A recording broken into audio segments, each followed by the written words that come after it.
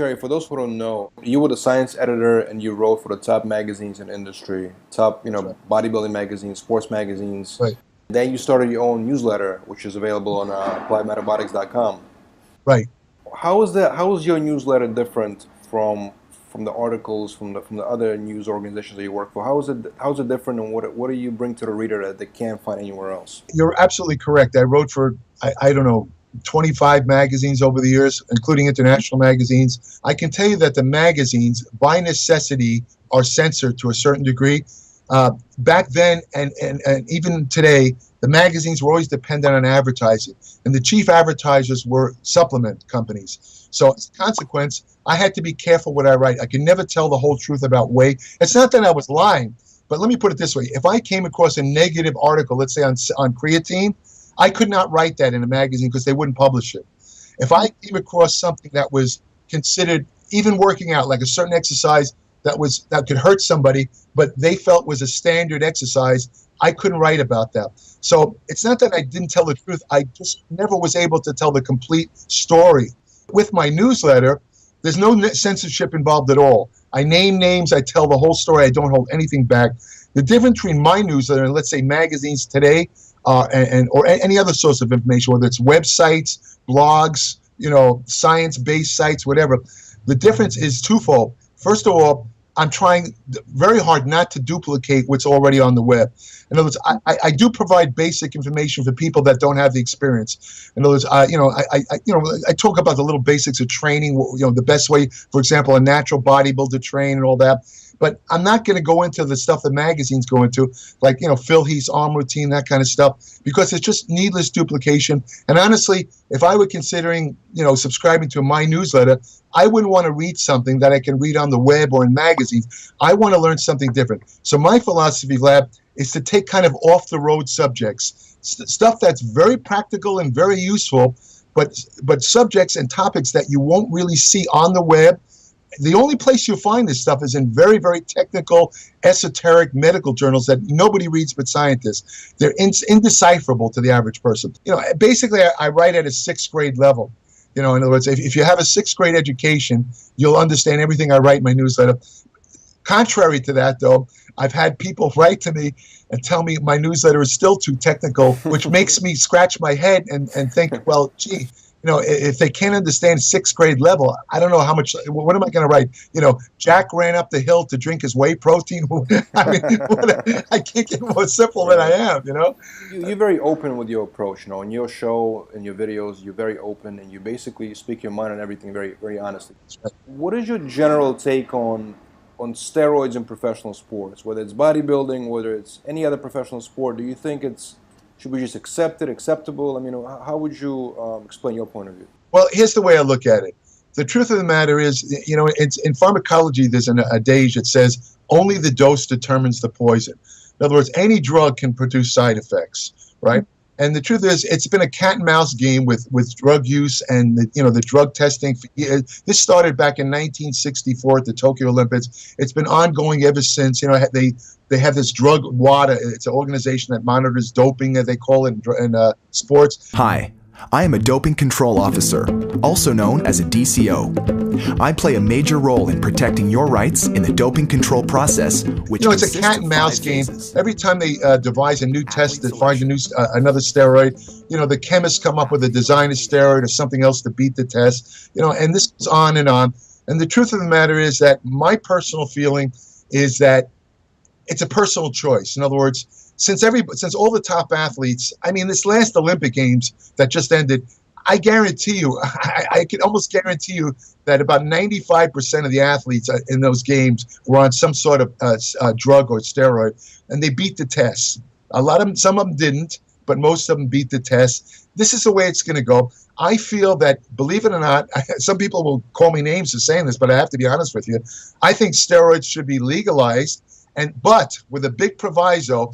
The athletes need to be monitored. They need to be medically monitored to make sure that they're not slipping into dangerous territory as far as disease and long-term effects. If you do it that way, I mean, somebody might say, well, what about the ethics of sports? It's cheating.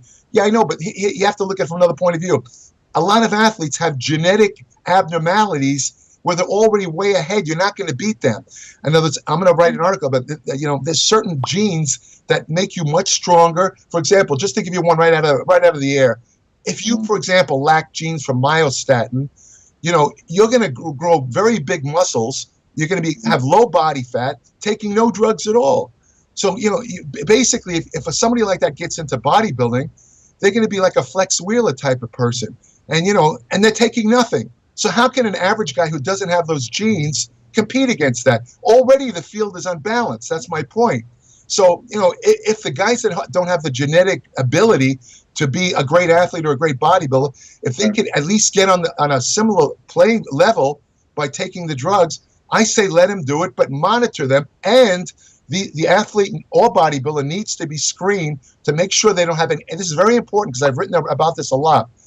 You have to make sure they don't have any pre-existing problems in their body, which the steroids, for example, could turn on, or growth hormone, which can lead to serious illness. They can do that. They can screen it, because I've always written that the most dangerous thing about steroids is that you might have some occult process going in your body that you're not aware of, like let's say a dormant tumor or something like that, where normally nothing would have happened. Steroids and growth hormone are growth factors. They increase the growth of cells. You wanted to increase muscle cells. Unfortunately, they increase other cells, including tumor cells. So, if you have some sort of tumor cell, let's say in your brain or somewhere else, and you take a large dose of steroids, those are the guys that wind up in the medical journals. I mean, I admit that they're fairly rare, but you don't want to be in that lottery where you happen to be the person that has the bad genes. So you have to screen them before they take the drugs. You screen them when they're on the drugs, and maybe you want to put a limit on certain drugs. In other words, you don't want to let the bodybuilder, for example, if the bodybuilders, someone want to take 5,000 milligrams a week of testosterone, you got to say, hey, buddy, listen, you got to pull back, because that will screw you up, man. Now you're going too far. You're not going to get any more benefit by taking that much, but you are greatly increasing the chances of side effects. So to answer your question, I think it should be legalized and monitored. That's what I really believe that, because you know what, Vlad, this is going to go on forever. There's too much at stake for athletes involved. The guys that win, or the women that win, they're the ones that make the money. They're the ones that get the contract. They will do anything they can to win. And putting restrictions on drugs and drug tests, that's not going to stop it. All it's going to do is make them try and bypass, go through other channels, take drugs like designer steroids, where there's absolutely no human research, and they're putting themselves in far more danger by using those drugs and taking recognized drugs where we kind of know what can happen. See? So that's my answer to that. Back in the 70s and 80s, did the bodybuilders believe that one day they're going to be part of the Olympic Games? Well, that's correct. What happened, the person behind that, I don't know if you remember a guy named Ben Weider.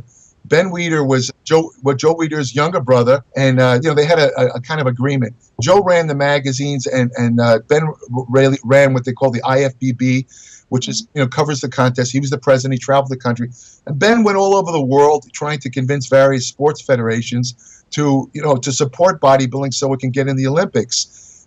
He came very close to having it as a exhibition sport, and they had a vote.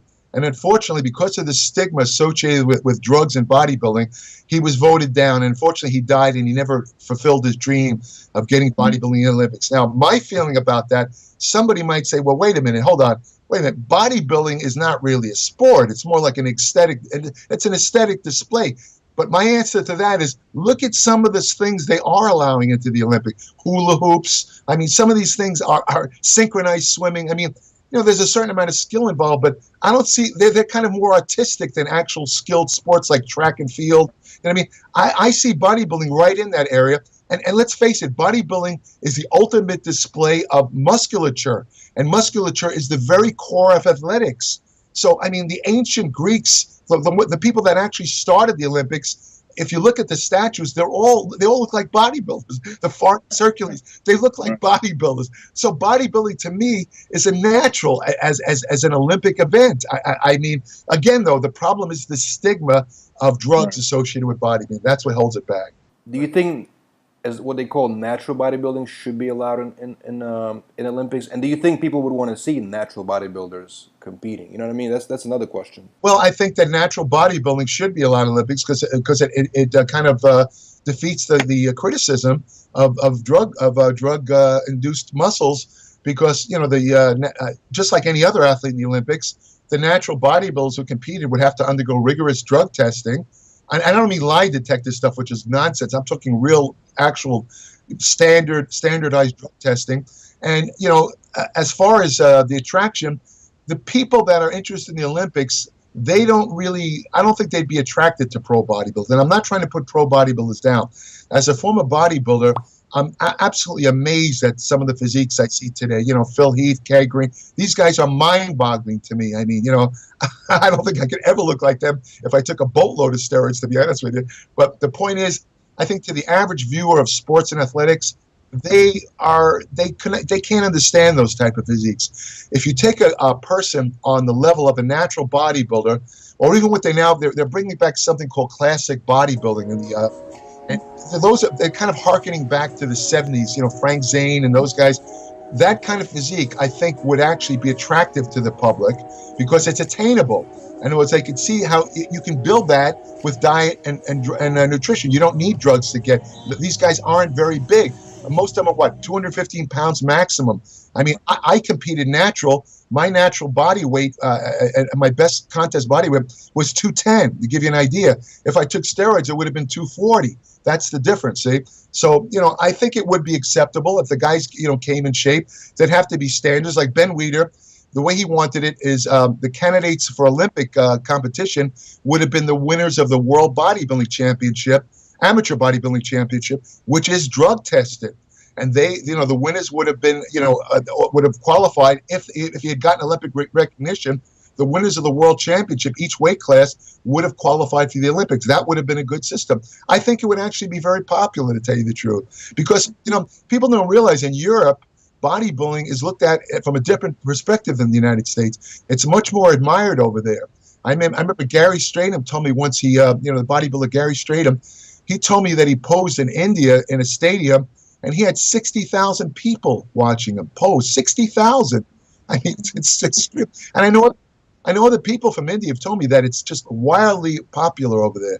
I mean, here in the United States, it's it's semi-popular, but not over there. Over there, it's almost a fanatical type of thing. Bodybuilders are stars back there. Taking that into account, I think bodybuilding as an exhibition sport in the Olympics would actually be quite popular. I really do. Are branched-chain amino acids worth taking during a workout? Is there real scientific evidence that they help build or maintain muscle? Would it be better to consume a whole protein drink instead? I do have a whey protein drink after my workout. I just wonder if branched-chain amino acids are overrated. Thanks, Iron Heaver. Okay, this is a good question, and it's a common question. Let's take it one step at a time. As far as